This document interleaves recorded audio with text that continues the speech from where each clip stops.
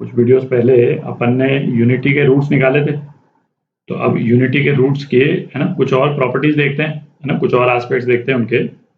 तो suppose complex number है अपने पास में, z नॉट जो है वो 1 के बराबर है ना, ये कॉम्प्लेक्स नंबर 1 के बराबर है। और हमको जो इक्वेशन सॉल्व करनी है, क्या इक्वेशन सॉल्व करनी है, z to the power n जो है वो z नॉट के बराबर है, ठीक है। तो हमको तो z की वैल्यू पता करने के लिए हमको nth रूट चाहिए, किसका, z नॉट का nth रूट चाहिए, 1/n, ठीक। तो z नॉट को हम यदि पोलर फॉर्म में लिखते हैं तो क्या लिखेंगे, cos 0 plus i sign 0। Roots निकालने के लिए हम क्या करते थे, इस एंगल में हम ऐड कर देते हैं 2k पाई, है ना, प्लस 0 मैं नहीं लिख रहा हूँ, तो ये क्या हो जाएगा, cos 2k pi plus i sine 2k पाई, ये z नॉट, ठीक। तो अब z जो है ना, जो रूट्स हमको निकालने हैं, nth roots z naught raise to power 1/n, है ना, ये क्या हो जाएगा, तो हम डी मोवरास थ्योरम लगाते हैं, तो ये एक्सप्रेशन क्या हो जाएगा, 2k pi by n plus i sine 2k pi by n, ठीक।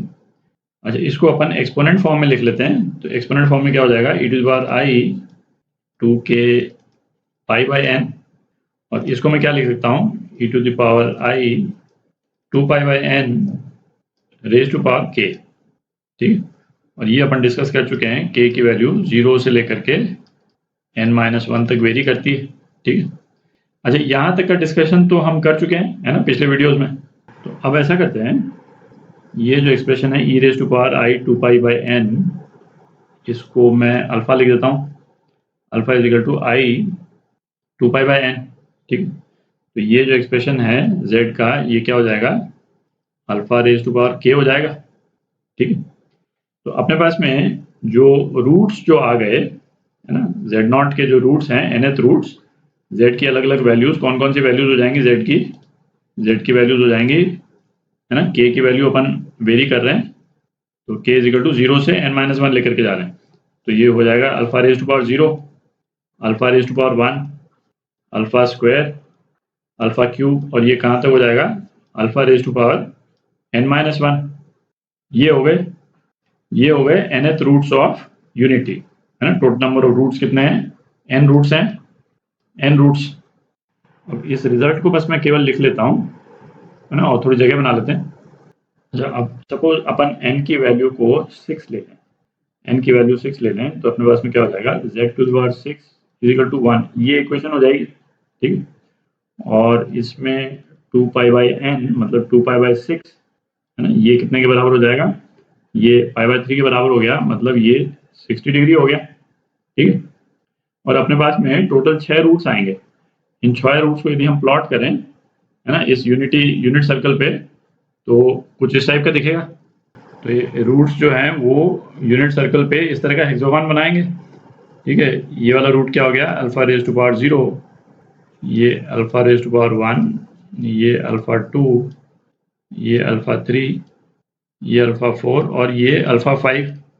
और हर एक दो रूट्स के बीच में जो एंगल है, ये एंगल, ये 60 डिग्री है, ठीक है। कोई भी दो रूट ले लें हम, ये वाला रूट ले लें और ये वाला रूट ले लें, अगेन 60 डिग्री, ठीक है।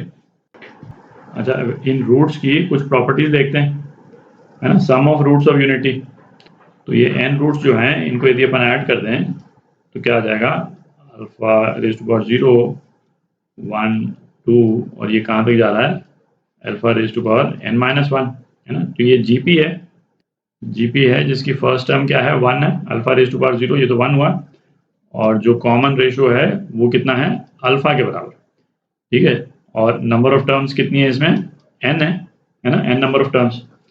तो ये जो सम है, ये तो ये क्या हो जाएगा, s is equal to a r to the power n-1 upon r-1, है ना, जीपी का सम। तो 1 ना, r कितना है, alpha raise to power n-1 upon अल्फा-1।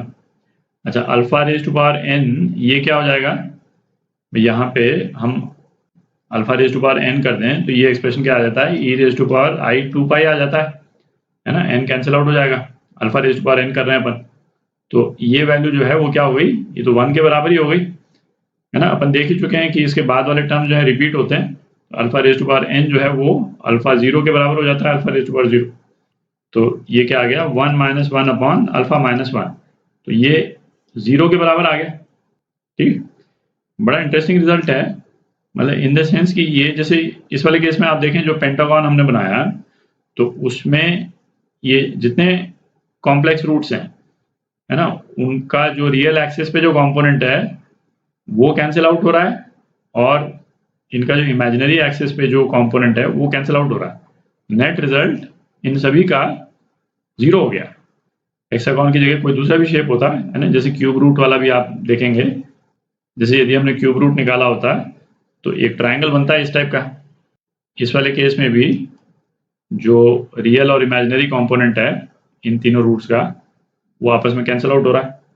ठीक, अब इनका प्रोडक्ट निकाल के देखते हैं, तो इन रूट्स का प्रोडक्ट लेते हैं, अल्फा रेज टू पावर 0, फिर 1, फिर अल्फा रेज टू पावर 2, कहाँ तक, alpha raise to power n-1, तो ये क्या हो गया, अल्फा 0 + 1 + 2, और ये कहाँ तक, n-1 तक, तो ये हो गया alpha n × n+1/2, n × n+1/2, है ना, सम ऑफ नेचुरल नंबर्स, तो n की वैल्यू इस केस में क्या है, n-1, पहला तो 0 ही हो गया, है ना, n-1, तो ये हो गया n-1 × n/2।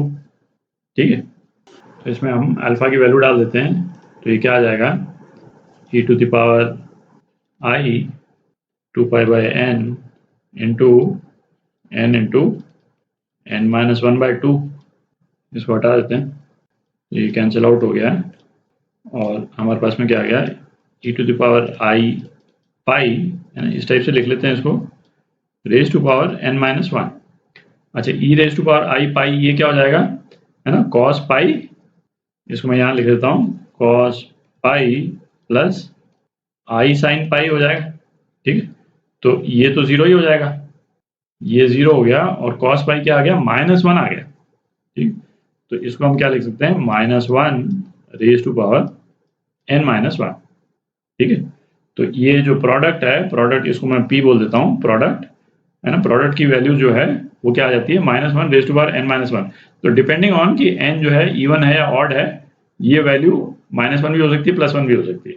ठीक है, -1 या +1 के बीच में टॉगल करती रहेगी बेसिकली। अगले वीडियो में कुछ और एस्पेक्ट देखेंगे, है ना, nth रूट्स ऑफ यूनिटी के।